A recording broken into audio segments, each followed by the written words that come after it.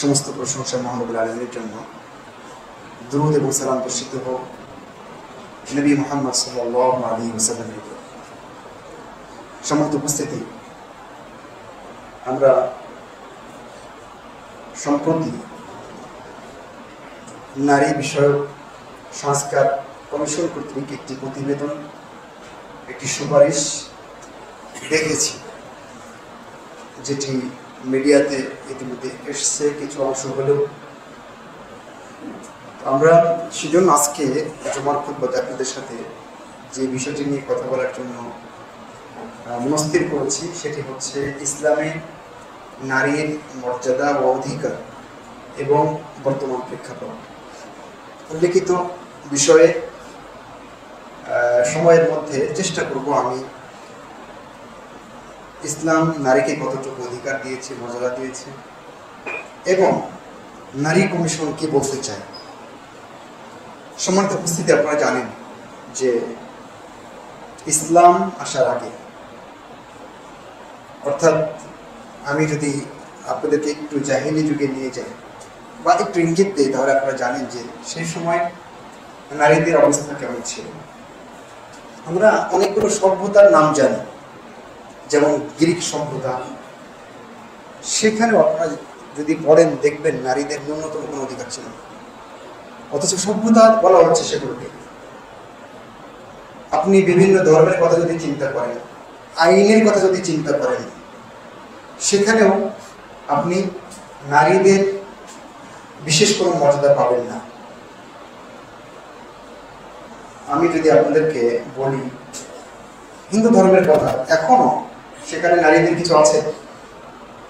কিছুই নেই। এমনকি উত্তরাধিকারী কোনো শর্ত দ্বারা পান না। আমি আপনাদেরকে একটু ব্রিটিশ আইনে যদি নিয়ে যাই, 1805 সালের কথা বলছি, এই সাল পর্যন্ত 1805 পর্যন্ত, সে সময় ব্রিটিশ ল স্বামীকে অধিকার দিয়েছিল স্ত্রী বেচতে পারবে চাইলে। বুঝতে পারছেন? তার মানে আপনি বিভিন্ন সংস্কৃতি, তথাকথিত সভ্যতা, ধর্ম, যেটাই বলেন না কেন, কোথাও নারীর আসল মর্যাদা ছিল না, অধিকার ছিল না। যখন ইসলাম এসেছে, নবী মুহাম্মদ সাল্লাল্লাহু আলাইহি ওয়াসাল্লাম নবুয়্যতপ্রাপ্ত হয়েছেন, মূলত তখনই নারীদের আসল এবং যথার্থ মর্যাদা এবং তাদের অধিকার দেওয়া হয়েছে। আমরা যদি একটু আপনাদেরকে কয়েকটা পয়েন্ট দেখানোর চেষ্টা করি। রাসূলুল্লাহ সাল্লাল্লাহু আলাইহি ওয়াসাল্লাম আমার মা এবং বোনকে দুনিয়ার শ্রেষ্ঠ সম্পদ হিসেবে আখ্যায়িত করেছেন। তিনি বলেছেন, আর দুনিয়া মাতা ওয়া খায়রু মাতা'আদ দুনিয়া আল মারআতু সালিহা। পুরো দুনিয়াটা একটা সম্পদ, কিন্তু এর ভিতরে সবচেয়ে ভালো সম্পদ হচ্ছে সতী নারী। ইসলাম নারী এবং পুরুষকে অর্ধাঙ্গানী, একজন অর্ধ আর একজন অর্ধ, দুটো মিলে পূর্ণ অংশ হিসাবে আখ্যায়িত করেছে। একবার রাসূলুল্লাহ সাল্লাল্লাহু আলাইহি ওয়াসাল্লামকে জিজ্ঞেস করা হলো, আল্লাহর রাসূল, কোন পুরুষ যদি স্বপ্নে কিছু দেখে কিন্তু ঘুম থেকে উঠে কিচ্ছু মনে নাই, তবে কাপড় ভেজা আছে, কি করবে? আল্লাহ রাসূল বলেন, গোসল করবে। পরের প্রশ্ন ছিল যে মানে কিছুই দেখেনি বা দেখেছে, মনে আছে সবকিছুই, ঘুমের ভিতরে এটা এটা সে করেছে, কিন্তু উঠে দেখে কাপড় একেবারে শুকনো, তখন কি করবে? গোসল নাই। উম্মু সালামা বলছেন, আল্লাহ রাসূল, যদি মেয়েরা এটা করে, তারা যদি এরকম দেখে, তাহলে তারা কি করবে? তাদের বিধানও একই। তারপরে আল্লাহ রাসূল একটা বাক্য বললেন, ইন্নান নিসা শাকাইকুর রিজাল। নারী এবং পুরুষ পরস্পর অর্ধেক, এরা অর্ধেক এরা অর্ধেক, দুটো মিলে পূর্ণ। চিন্তা করতে পেরেছি? ইসলাম আমার মা এবং বোনকে পরিবারে রানী করে রেখেছে, এত যত্নে, এত আদরে, এত সোহাগে। আর কোনো সভ্যতা, আর কোনো ধর্ম, আর কোনো আইন, আর কোনো রাষ্ট্র কখনোই নারীদেরকে দিতে পারে না। সেজন্য মা হিসেবে ইসলাম নারীকে কত মূল্যায়ন করেছে। কোরআন মাজিদে যেখানে যেখানে আল্লাহ নিজের ইবাদতের কথা বলেছেন, তার অনেক জায়গায় পিতা মাতার কথাও বলেছেন। একদম সাথে সাথে রাসূলুল্লাহ সাল্লাল্লাহু আলাইহি ওয়াসাল্লাম তার কাছে একজন ব্যক্তি এসে বললেন, মান আহাক্কুন নাস বিহুসনি সাহাবাতি, আল্লাহ রাসূল, আমি সবচেয়ে ভালো ব্যবহার করব, এই অধিকারটা পাবে এরকম সবচেয়ে উপরে টপ অফ দ্য লিস্টে কে আছে? রাসূলুল্লাহ সাল্লাল্লাহু আলাইহি ওয়াসাল্লাম কি বললেন? বলেন উম্মু, তাই না?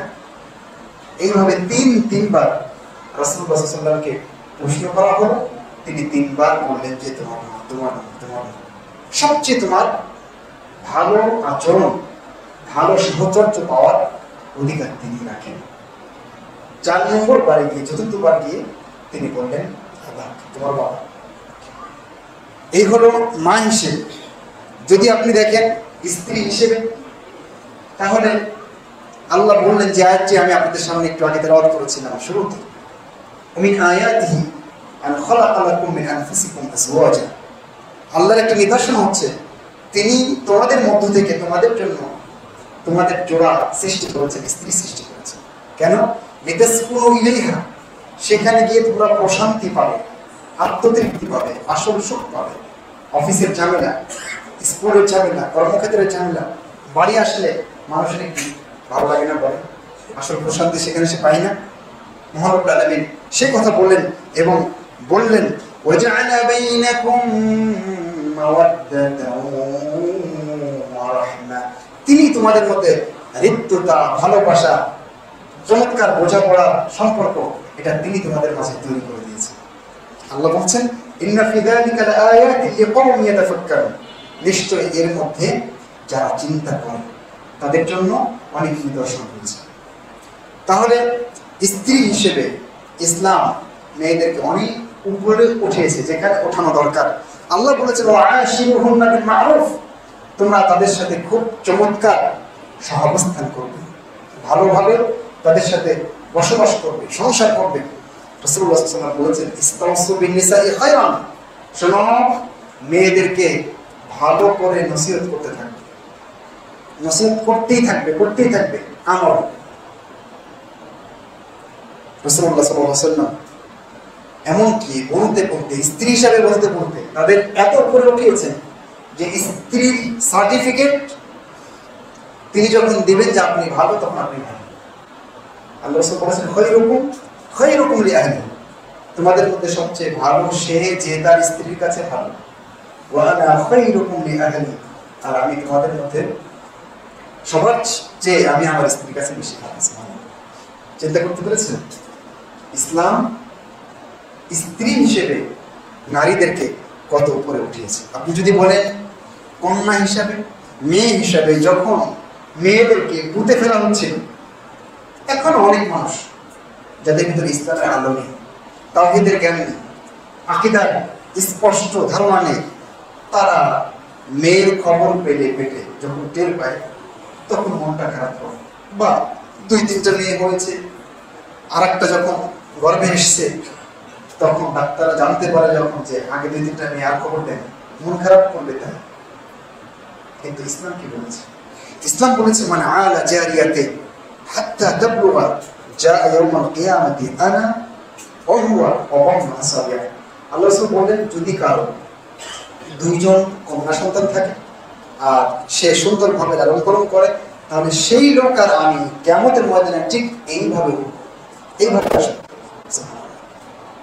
অন্যটি হাদিসে রাসূলুল্লাহ সাল্লাল্লাহু আলাইহি ওয়াসাল্লাম বলেছেন যার 3জন কন্যা সন্তান থাকবে, তারপরে ফাসাবারা আলাইহিন্না ওয়া আত'আমাহুন্না ওয়া কাসাহুন্না, আর সেই ভদ্রলোক এই 3জন সন্তানের ব্যাপারে, মেয়ের ব্যাপারে সবর করবে, তাদেরকে সুন্দরভাবে খাওয়াবে, লালন পালন করবে, মান করাবে, পোশাক দেবে, কাপড় চোপড় দেবে, দেখভাল করবে। আল্লাহ রাসূল বলেন কি, দেখেন কি চমৎকার বাক্য, কুন্না লাহু হিজাবান মিনান নার ইয়াউমাল কিয়ামাহ। তাহলে এই 3 কন্যা তার কাল কিয়ামতের ময়দানে কি হবে?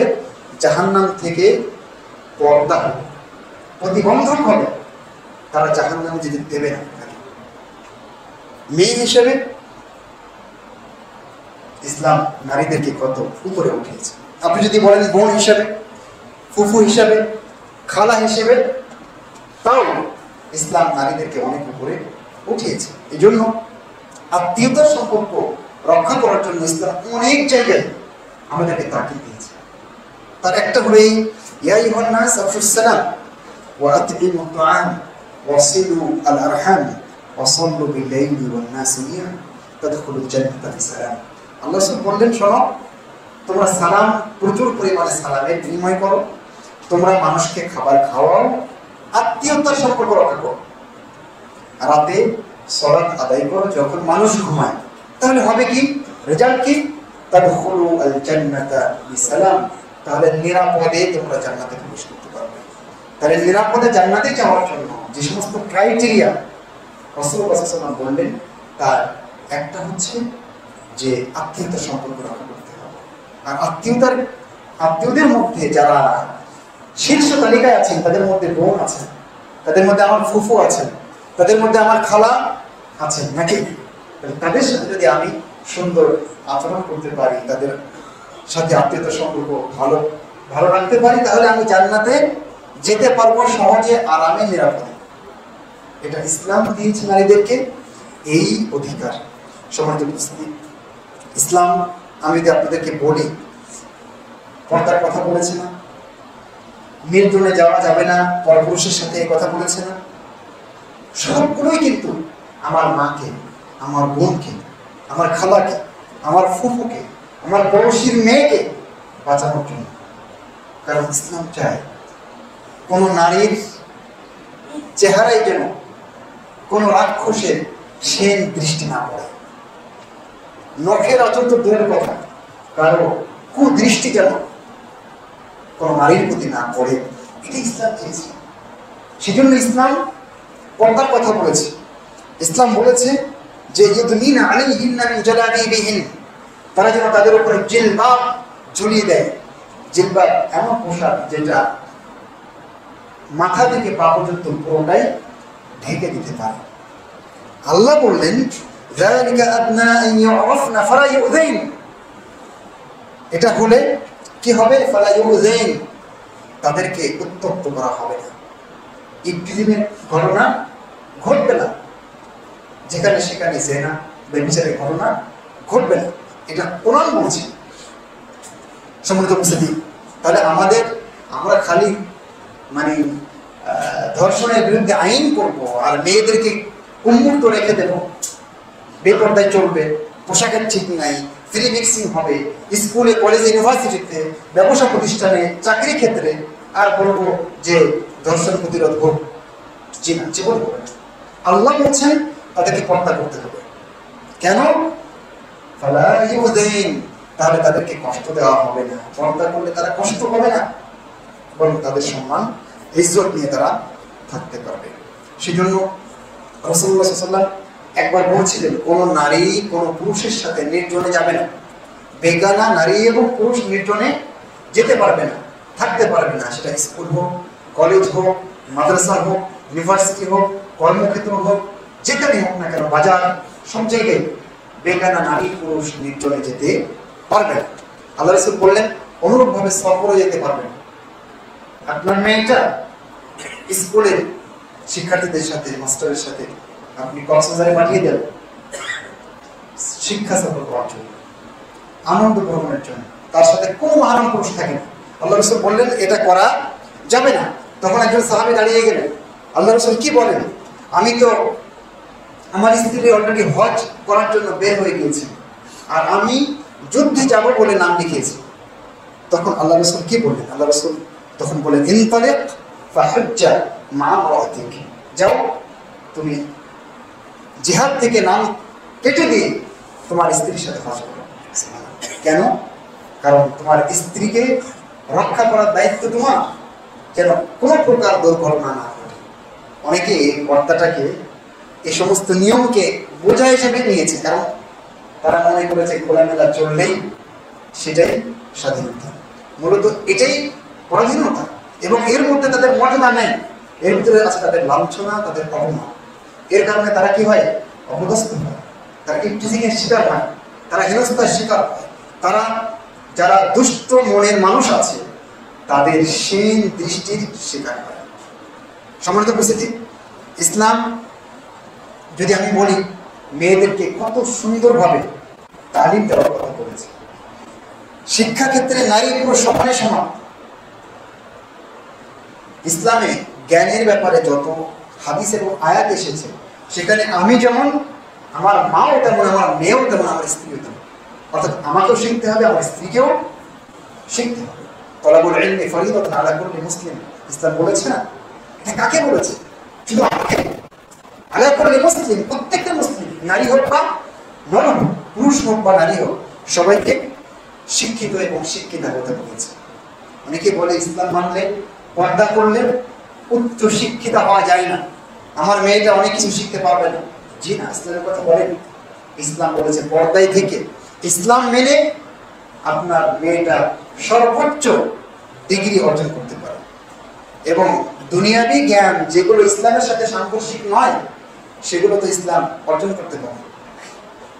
আপনি ম্যাথ পড়বেন, ফিজিক্স পড়বেন, কেমিস্ট্রি পড়বেন, অন্য কোনো আইসিটি পড়বেন, যেটা পড়েন না কেন, উপকারী দুনিয়ার জন্য এরকম বিদ্যা অর্জন করা মোটেও দোষণীয় নয়।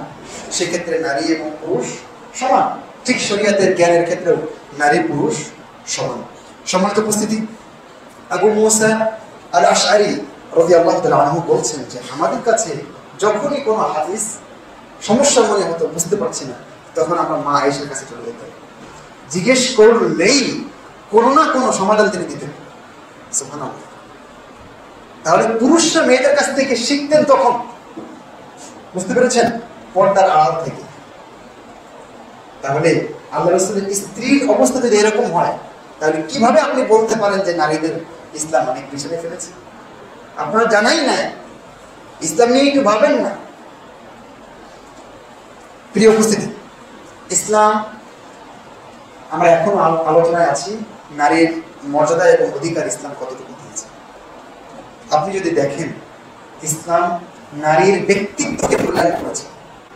সেজন্য প্রথম যখন হিজরত হয় আবিসিনিয়াতে, তখন পুরুষদের সাথে অনেকগুলো মহিলা হিজরত করেননি? মদিনাতে হিজরতের সময় অনেকগুলো নারী হিজরত করেননি? করেছেন। জিহাদের ময়দানে নারীরা পেছন থেকে পুরুষদেরকে সাহস যোগাননি। তার মানে নারীদের ব্যক্তিত্বকে ইসলাম মূল্যায়ন করার চেষ্টা করেছে। জিহাদের ময়দানে পেছনে থেকে রোগীদের, আহতদের নারীরা সেবা করার চেষ্টা করেছে।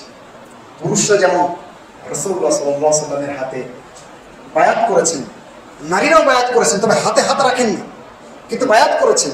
সেজন্য কোরআন মাজিদের সূরা আল মুমতাহিনা যদি আপনি দেখেন, সেখানে নবী মুহাম্মদ সাল্লাল্লাহু আলাইহি ওয়াসাল্লামকে লক্ষ্য করে আল্লাহ বলছেন, যদি আপনার কাছে নারীরা, মুমিন নারীরা বায়াত করার জন্য আসে যে তারা শিরিক করবে না আল্লাহর সাথে, তারা চুরি করবে না, তারা জিনা করবে না, তারা তাদের সন্তানকে হত্যা করবে না, তারা অপবাদ দেবে না এবং ভালো কাজে আপনার অবাধ্য হবে না, ফাবাইহুন্না, তাহলে আপনি তাদের বায়াত গ্রহণ করুন।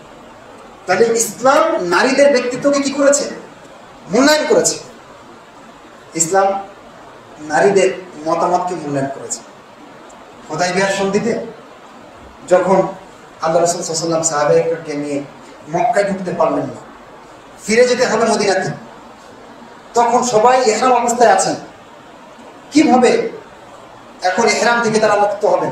আল্লাহ রাসূলের নির্দেশনা এসে গেল যে তোমরা সবাই কুরবানি করে ফেলো, মাথা মুন্ডন করো, তারপরে চলো আমরা মদিনায় ফিরব। সাহাবায়ে-কেরামের এই নির্দেশনা খুব ভারী লাগলো। কেন ভারী লাগলো? যে আমরা কেন মক্কায় ঢুকবো না? কেন আমরা হজ বা উমরা করবো না? কিভাবে আমরা এখানে হালাল হতে পারি? খুব ভারী লাগলো। তারা ভারী লাগার কারণে এই কথাটা শুনতে দেরি করলেন। রাসূলুল্লাহ সাল্লাল্লাহু আলাইহি ওয়াসাল্লাম কষ্ট পেলেন, ভেতরে আসলেন, এসে উম্মু সালামাকে বললেন, দেখো ঘটনা এই। উম্মু সালামা বললেন, সমাধান আছে, আপনি যান, আপনি নিজে গিয়ে মাথা মুন্ডন করুন এবং কুরবানি করুন, দেখবেন লোকেরা এমনিতেই আপনার অনুসরণ করছে। সাথে সাথে রাসূলুল্লাহ সাল্লাল্লাহু আলাইহি ওয়াসাল্লাম তার স্ত্রীর পরামর্শে বাইরে আসলেন এবং সেই কাজ করলেন। লোকজন সবাই কোরবানি করলেন, মাথা মুন্ডন করলেন এবং হালাল হয়ে মদিনায় ফিরলেন। সুবহানাল্লাহ। এইভাবে ইসলাম নারীদেরকে সম্মান করেছে, তাদের ব্যক্তিত্বকে মূল্যায়ন করেছে।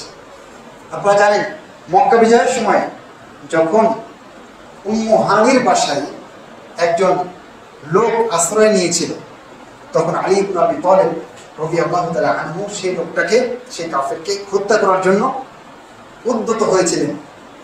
উম্মু হানি আল্লাহ রাসূলকে বললেন, আল্লাহ রাসূল দেখুন আলী এই কাজ করতে যাচ্ছেন। আল্লাহ রাসূল কি বলেছেন? আল্লাহ রাসূল বলেছিলেন, কদ আজারনা মান আজারতি ইয়া উম্মু হানি, উম্মু হানি আপনি যাকে আশ্রয় দিয়েছেন যান, আমরাও তাকে আশ্রয় দিলাম ওকে মারার অধিকার কারণে। নারী, নারীর মর্যাদা ইসলাম এভাবে দিয়েছে। জিহাদের ময়দানে আজকে তোমরা নারীদেরকেও মারো, শিশুদেরকেও মারো, জিহাদের ময়দান না, বাড়িতে গুলি করে মারো, বম্বিং করে মারো, কিন্তু ইসলাম জানো নারীদেরকে, এমনকি জিহাদের ময়দানেও যদি নারীরা থাকে তাদের গায়ে নখের আর্য যদি নিষেধ করেছে। ইসলাম বলেছে যে জিহাদের ময়দানে কখনো শিশু এবং নারী যারা যুদ্ধের যোগ্য নয় এরকম কারো গায়ে হাত তোলা যাবে না।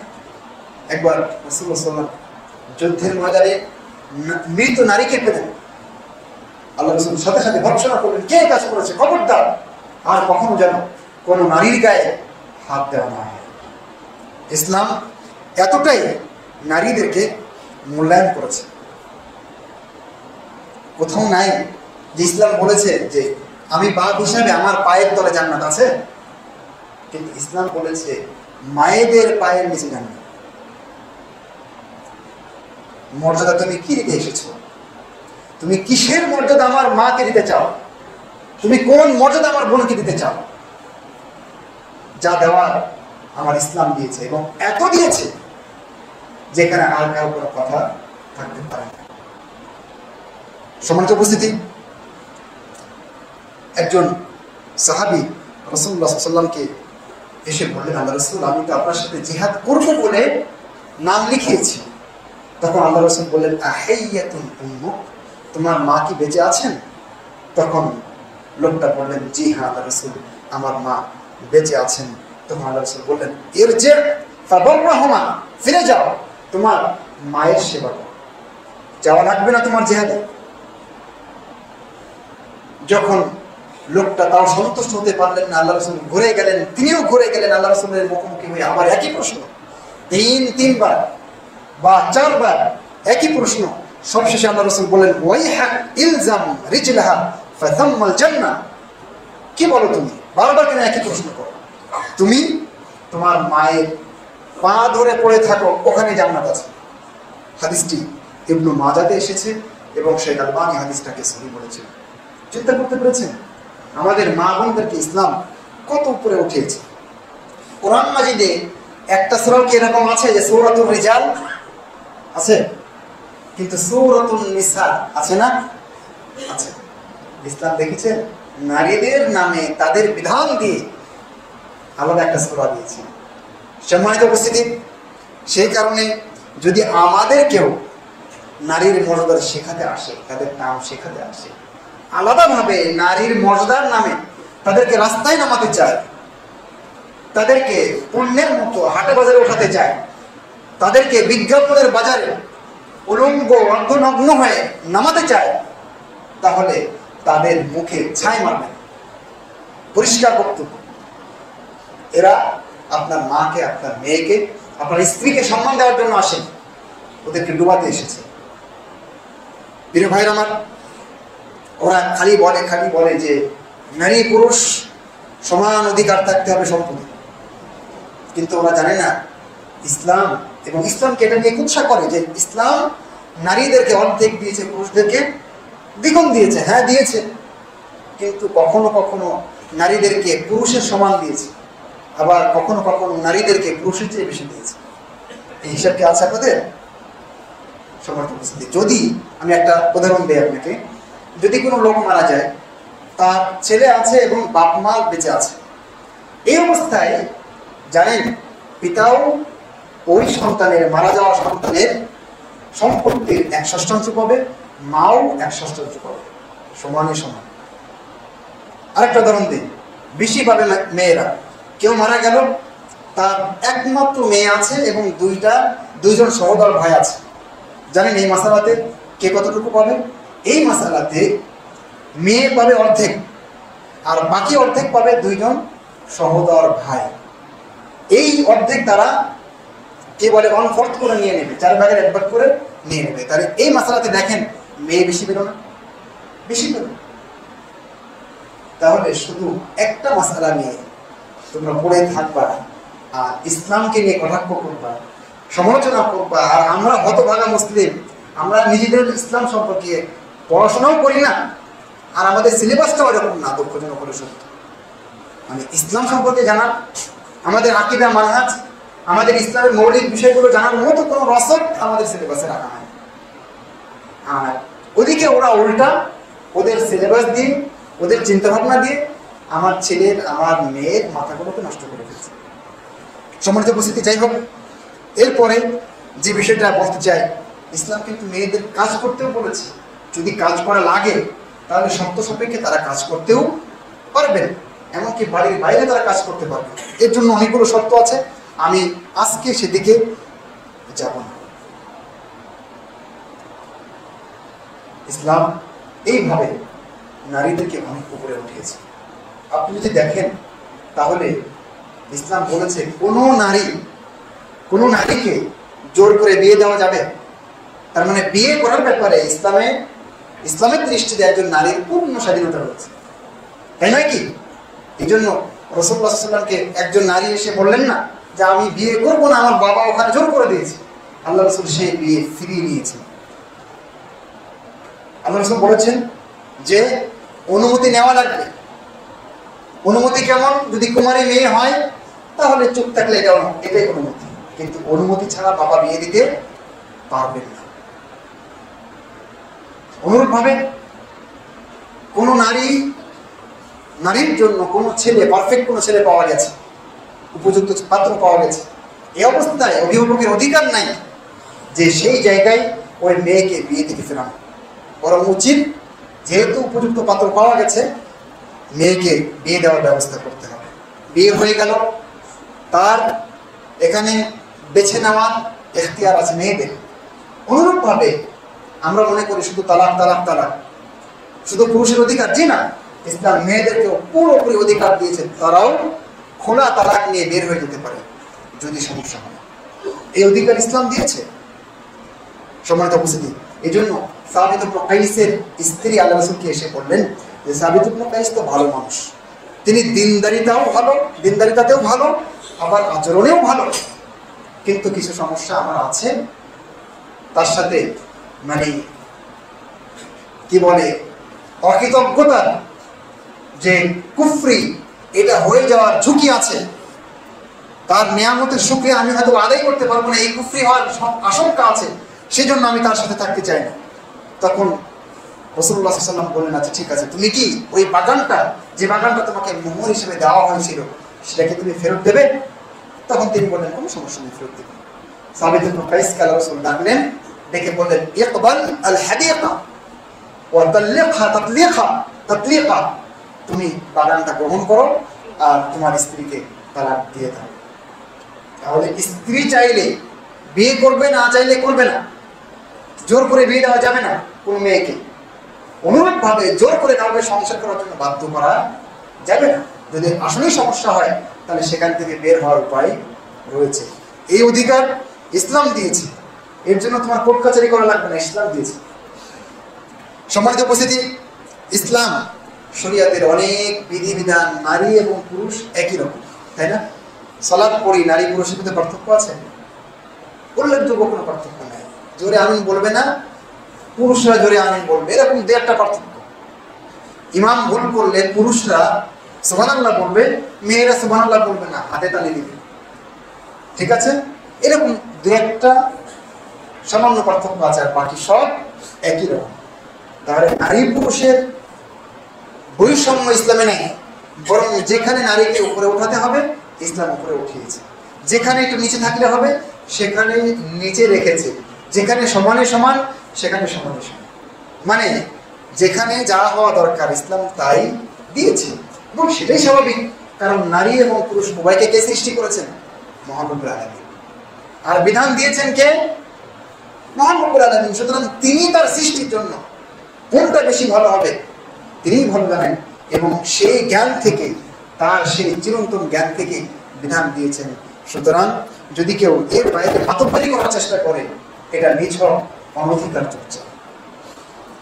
প্রিয় উপস্থিতি, নারী পুরুষ ওরা অনেক সময় কাফের চক্র আমাদেরকে বলে যে নারীদেরকে ইসলাম তেমন কিছু দেয়নি, পরকালে তোমাদের পুরুষদের হুর আছে, ওদের কি আছে, পুরুষদের এই আছে সেই আছে, অনেক কিছু আছে। অথচ কোরআন মাজিদ অনেক জায়গায়, আমি যদি আপনাদেরকে শুধুমাত্র আয়াত নাম্বারগুলো শুধু বলি, সূরা আন-নিসা 124 নম্বর আয়াত, সূরা তাওবা 72 নম্বর আয়াত, এরপরে সূরা আল-আহজাব 35 নম্বর আয়াত, এই জায়গাগুলোতে নারী এবং পুরুষ তারা পরকালে আমলের সমান সমান বদলা পাবে, এই কথা স্পষ্ট ঘোষণা করেছে। আমি শুধুমাত্র একটা শোনাই।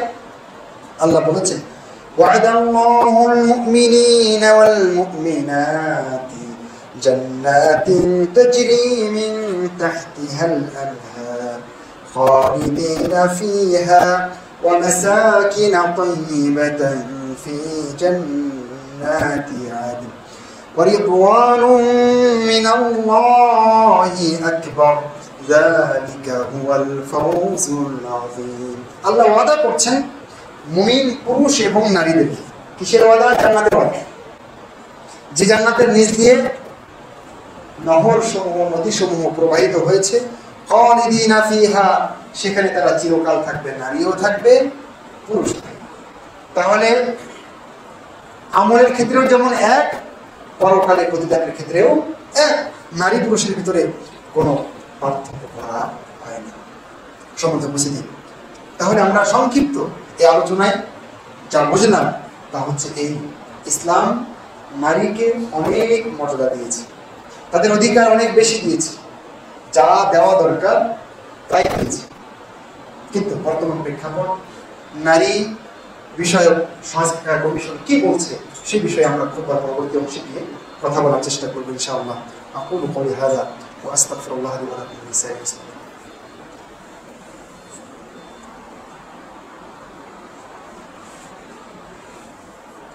إن الحمد لله وحده والصلاة والسلام على من لا نبي بعده أما بعد। সম্মানিত উপস্থিতি, সম্প্রতি সম্ভবত 19 এপ্রিল আমাদের নারী বিষয়ক সংস্কার কমিশন একটি প্রতিবেদন পেশ করেছে। আমি সেখান থেকে কয়েকটা পয়েন্ট আপনাদের সামনে উপস্থাপন করব, হয়তো সেগুলো বিশ্লেষণের সুযোগ হবে না।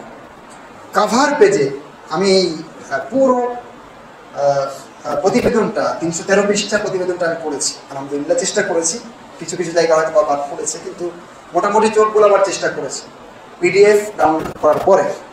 সেখানে কাভার পেজে বলা আছে, সর্বক্ষেত্রে সর্বস্তরে নারীর প্রতি বৈষম্য বিলুপ্তি এবং নারী পুরুষের সমতা অর্জনের লক্ষ্যে পদক্ষেপ চিহ্নিত করে। তাহলে মূল কাজ হলো এটা, বৈষম্য দূর করবে আর নারী পুরুষের সমতা বিধান করবে। এটা হলো মূল প্রতিপাদ্য হলো ওই কমিশনের। তারপরে তারা শুরুর দিকে প্রতিবেদনের একটা সার সংক্ষেপ পেশ করেছে, যেখানে সংবিধান, আইন এবং নারী অধিকার, সমতা ও সুরক্ষার ভিত্তি, এটা হেডলাইন। এই হেডলাইনের অধীনে বলেছে, সংবিধানের 28 অনুচ্ছেদের অধীনে নারী ও পুরুষের মধ্যে বৈষম্যমূলক বিধান বিদ্যমান। বিশেষ করে বিবাহ বিচ্ছেদ ও ভরণ পোষণের ক্ষেত্রে, খেয়াল করেন, ভরণ পোষণের ক্ষেত্রে ধর্মীয় আইন অনুসরণ বাধ্যতামূলক হওয়ায় নারীরা বৈষম্যের শিকার হন। এটা 9 পৃষ্ঠায় আপনি পাবেন। ভূমিকাতে 10 পৃষ্ঠায় বলা হয়েছে, রাষ্ট্র হবে ইহজাগতিক এবং মানবিক। 34 পৃষ্ঠায় বলা হয়েছে যে যেহেতু রাষ্ট্র একটি ইহজাগতিক সত্তা, সেহেতু কোনো ধর্মীয় বিধান অনুসরণ করে সংবিধান শুরু হওয়া উচিত নয়। তাছাড়া একটি ধর্মকে প্রাধান্য দেওয়া ধর্ম নিরপেক্ষতা নীতির সাথে সাংঘর্ষিক, তাই অনুচ্ছেদটি বাতিল করা প্রয়োজন। প্রতিবেদনের আরও বিশেষ কয়েকটা পয়েন্ট আপনাদের সামনে আমি শেয়ার করি। 35 পৃষ্ঠায় বলা হয়েছে শব্দ প্রয়োগে সর্বোচ্চ সতর্কতা অবলম্বন করা। উদাহরণস্বরূপ তারা কয়েকটা শব্দ বলেছে, যেমন মহিলার পরিবর্তে সকল ক্ষেত্রে নারী শব্দ ব্যবহার করা, এবং কয়েকটা শব্দ বলার পরে তারা বলেছে শালীনতা, নৈতিকতা শব্দসমূহের ব্যবহার পরিহার করা। শালীনতা, নৈতিকতা শব্দ ব্যবহার করা যাবে না, মানে সব অনৈতিক পশু পাখি হয়ে যাবে, ওটা ঠিক আছে। নৈতিকতা বলে তুমি একটাকে ছোট করবা অদৃষ্টি, এটা করা যাবে। এই শব্দ দেখেন, নৈতিকতার মতো একটা শব্দ তারা বলেছে ব্যবহার করা যাবে না। এ দেখেন আরো একটা বলি, যৌন কর্মীদের আইনি সুরক্ষার নিশ্চয়তা দান। যৌন কর্মীদের, যৌন আবার কর্মী, তাদের আইনি সুরক্ষার নিশ্চয়তা দান। সেখানে তারা বলেছে ক, যৌন পেশাকে অপরাধ হিসেবে চিহ্নিত না করা এবং শ্রম আইনে একে স্বীকৃতি দেওয়া। আমি যা পড়ছি হুবহু প্রতিবেদন থেকে পড়ছি, একটা কথা একটা হরফ এদিক ওদিক হচ্ছে না। খতে তারা বলেছে যৌন কর্মীদের স্বাস্থ্যসেবা, নিরাপত্তা ও সামাজিক সুবিধাগুলোর নিশ্চয়তা প্রদান করা এবং শোষণ ও সহিংসতা থেকে রক্ষা করার জন্য আইনি সুরক্ষার বিধান করা। 37 পৃষ্ঠায় আপনি পেয়ে যাবেন।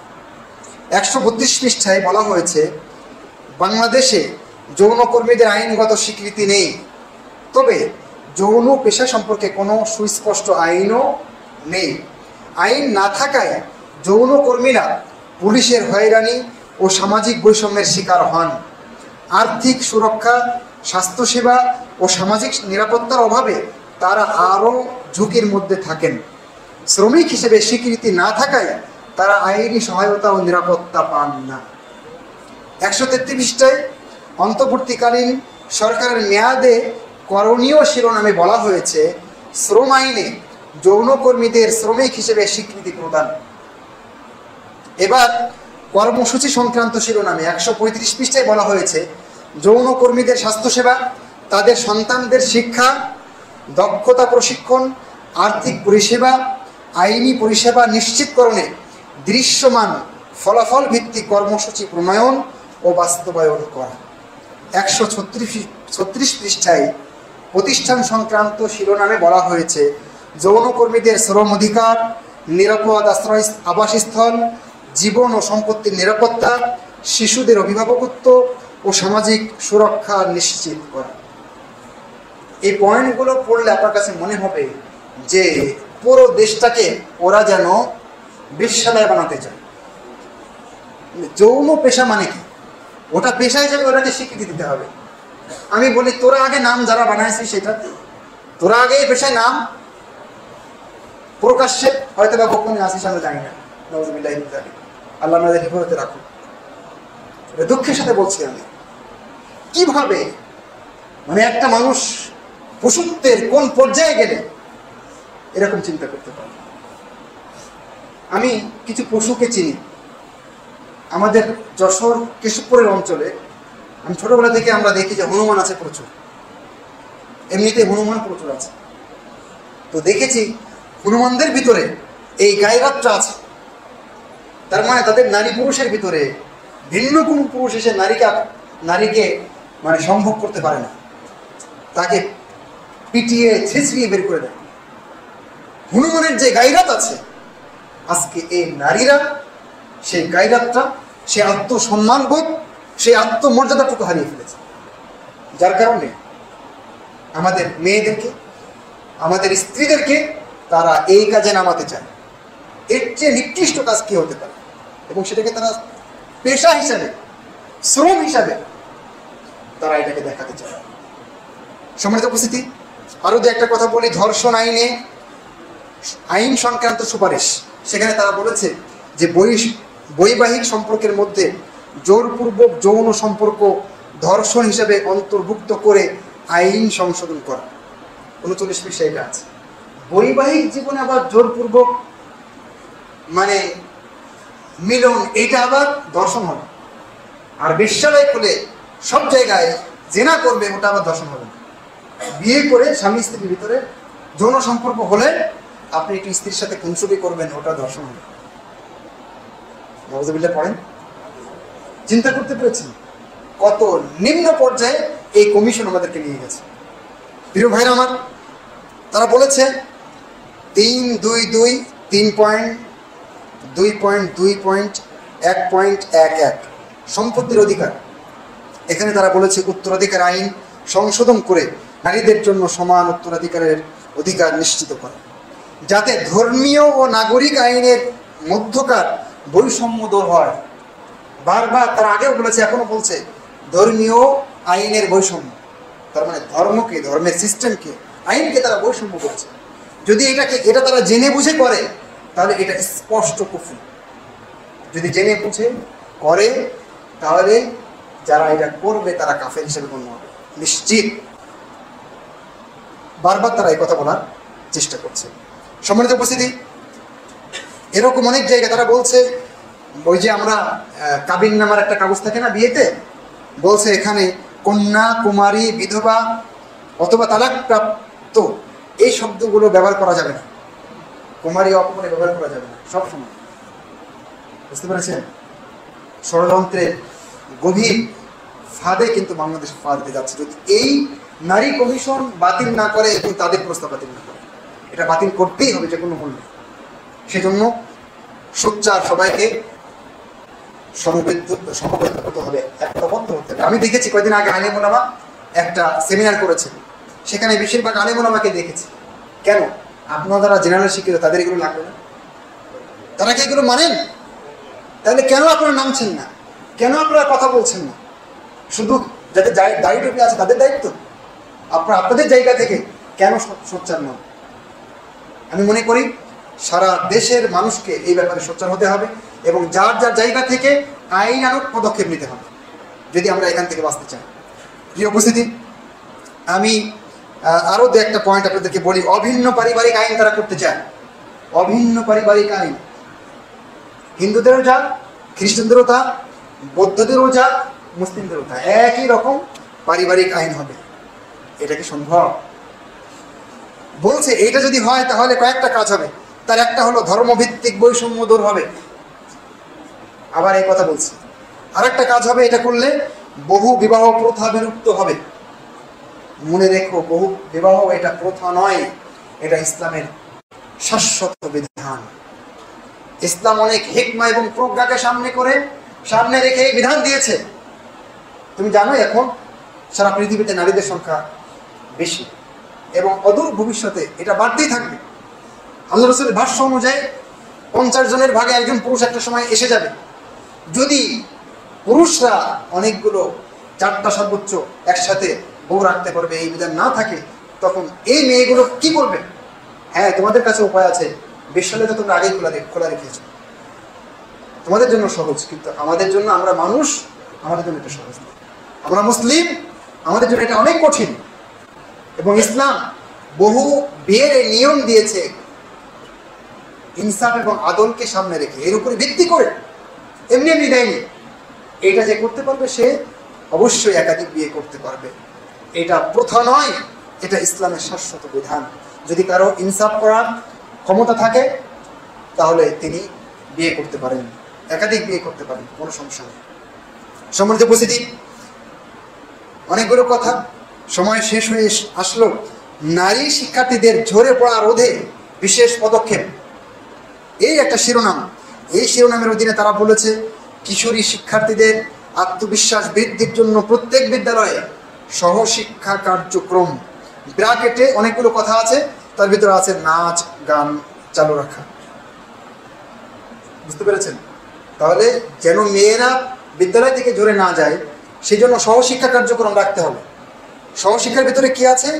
নাচ আছে, গান আছে, সেটা স্কুলেও হবে, তারপরে কলেজেও হবে, মাদ্রাসায়ও হবে। ওদের নাচ গানের ব্যবস্থা থাকতে হবে। এখানে সাংস্কৃতিক কার্যক্রমের কথাও তারা বলেছে কোথাও কোথাও, সেটা আমি একটু পরে আসছি। 10ম অধ্যায়ে তারা বলেছে সকল বয়সী নারীর জন্য সুস্বাস্থ্য। এটা হলো মূল হেডলাইন।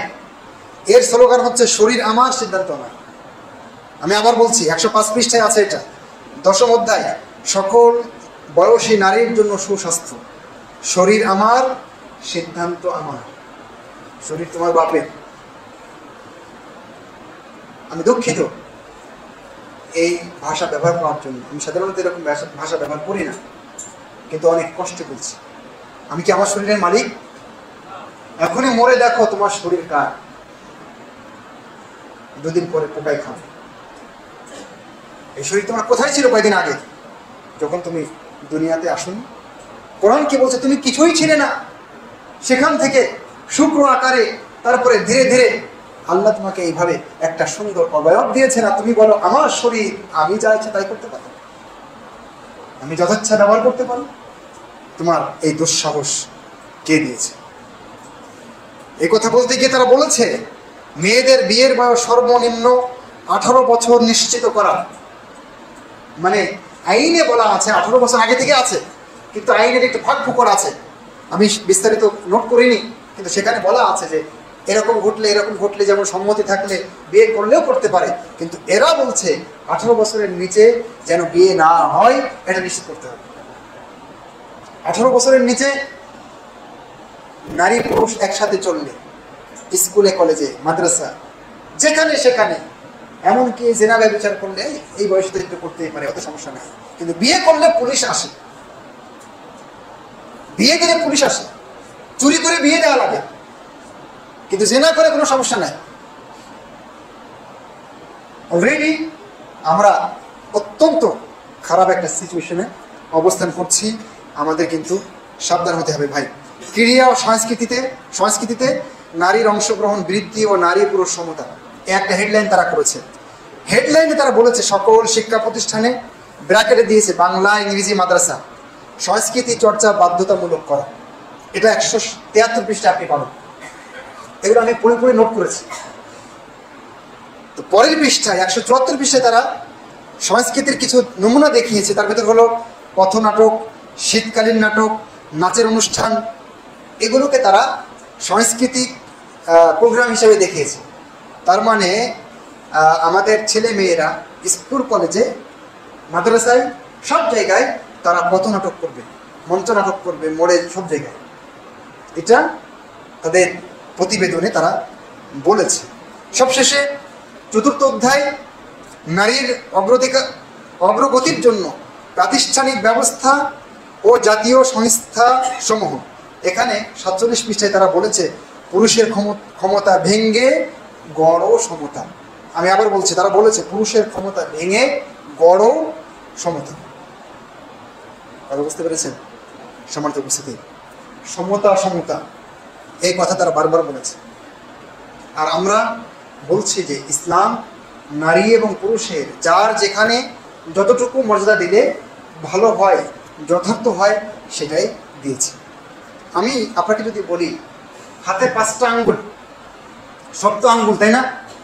তা আমি এখন বলছি যে যেহেতু সবগুলো আঙ্গুল, অতএব সব সমান করতে হবে। তাহলে কি করতে হবে? এভাবে ধরে এভাবে কেটে দিতে হবে, কারণ সব তো আঙ্গুল, সমান না করলে কেমন লাগে না? ঠিক ওদের দাবিটা এরকম।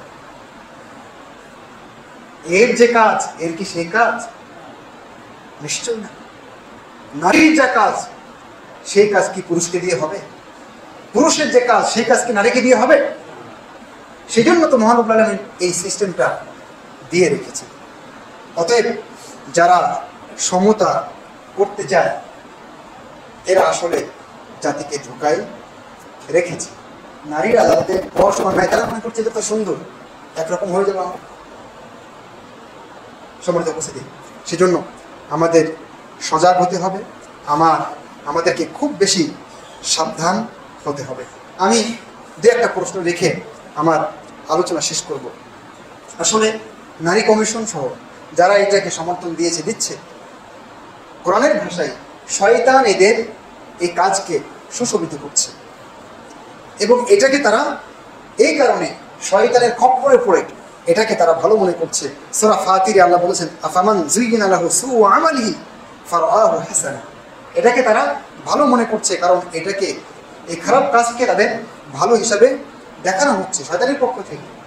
সম্মানিত উপস্থিতি, আমি দু একটা প্রশ্ন রাখতে চাই। সেটা হলো নারী পুরুষ যদি সমানই হবে তাহলে আলাদা নারী কমিশন গঠন করা হলো কেন? যদি সমানই হবে কেন আলাদা কমিশন গঠন করা লাগলো? আর একটা প্রশ্ন হচ্ছে, পুরুষ কমিশন গঠন না করে কি বৈষম্য করা হলো না? তাহলে তো পুরুষের জন্য একটা কমিশন দরকার ছিল।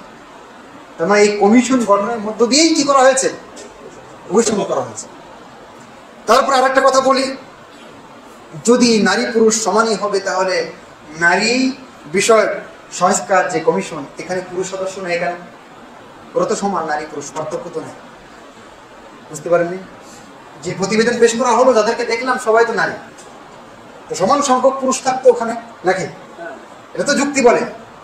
তার মানে এগুলো সব হচ্ছে ধোঁকা। সম্মানিত উপস্থিতি, সেজন্য এই ধোঁকায় আমাদের পা দেওয়া যাবে না। আমাদের অবশ্যই সজাগ হতে হবে, সাবধান হতে হবে। আমরা কিন্তু আল্লাহর বিরুদ্ধে চলে যাচ্ছি। আমরা আল্লাহর অমোঘ যে বিধান, নিয়ম, আইন, যে হিকমা, তার বিরুদ্ধে কিন্তু আমরা পা দিচ্ছি। এটা হলে গজব নামবেই, আজ নয়তো কাল। সুতরাং আমাদের সোচ্চার হতে হবে, সজাগ হতে হবে। আমরা এই মেম্বার থেকে আমাদের মাননীয় প্রধান উপদেষ্টা বরাবর আবেদন করতে চাই, নারী বিষয়ক সংস্কার কমিশন বাতিল করতে হবে। যদি কমিশন গঠন করতেই হয় তাহলে এমনভাবে গঠন করতে হবে যেখানে সর্বমহলে নারীরা অংশগ্রহণ করতে পারে। এখানে যারা অংশগ্রহণ করেছে তারা সব এক কেন্দ্রিক, এখানে কোনো আলেমাকে আমরা দেখতে পাই না। বুঝতে পেরেছেন? তো এটা হলো সদস্য। তারপরে দ্বিতীয় আমাদের দাবি থাকবে, যদি নারী বিষয়ক কোনো কমিশন গঠন করতেই হয় তাহলে কোনো আইন যেন সেখানে এরকম না হয় যেটা কোরআনের আয়াতের বিরুদ্ধে বা কোনো হাদিসের বিরুদ্ধে যায়। গেলে এই দেশের জনগণ কখনোই মানবে না, এটা কখনোই না। এই দেশের মানুষ ধর্ম না মানলেও ধর্ম আবেগী কমপক্ষে আছে। সুতরাং কোরআন এবং হাদিসের বিরুদ্ধে কোনো আইন যেন না করতে পারে। আমি প্রস্তাব করি এই কমিশন বাদ দিয়ে বরং শিক্ষা কমিশন হওয়া দরকার ছিল। শিক্ষা কমিশনের মতো একটা কমিশন আমাদের দেশে হয়নি, অথচ শিক্ষার কত যে জগাখিচুড়ি অবস্থা, যেখানে মানে ভালো শিক্ষার কোনো রসদ নাই, উপাদান নাই, সেখানে শিক্ষা কমিশন গঠন করা হয়নি। যাই হোক, এই দাবি আমরা সরকারের কাছে রাখতেই পারি। রেখে আজকে আলোচনা শেষ করছি। সুবহানাকাল্লাহুম্মা ওয়া বিহামদিকা আশহাদু আল্লা ইলাহা ইল্লা আনতা ওয়া আস্তাগফিরুকা ওয়া আতুবু ইলাইকা।